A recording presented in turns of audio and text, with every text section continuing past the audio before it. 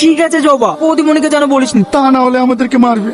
আর কোনোদিন কিন্তু এরকম করবি নি। জবা, আমার কথা কিন্তু একটু মনে রাখিস। আমারও। আচ্ছা ঠিক আছে, আমি ভেবে দেখবো। যা এখন নিজের নিজের কাজ কর। এই শ্রাবণী, সবজিগুলা কাট, আমি কাপড় মিলে রান্না করব। বৌমা ভালো আছো তো? আরে চাচা দিদি, অনেকদিন পর। এই শ্রাবণী, চেয়ারটা দে, তো দাদু এসছে। ভালো আছেন দাদু? বসেন। হ্যাঁ শ্রাবণী, খুব ভালো আছি। তুই ভালো আছিস তো? হ্যাঁ দাদু, ভালো আছি। আমি আর বেশিক্ষণ বসবো না, একটু বাজারে যেতে হবে। শাহিন আমার বিদেশ থেকে বাড়ি আসছে। চাইনা আজকে বাড়ি আসছে।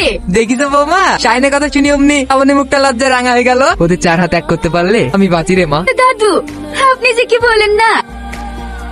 আচ্ছা বৌমা, তাহলে থাকো, আমার আবার দেরি হয়ে গেল। আচ্ছা ঠিক আছে দাদাজি, শাহিনকে নিয়ে আবার আসবে। আচ্ছা আচ্ছা ঠিক আছে বৌমা।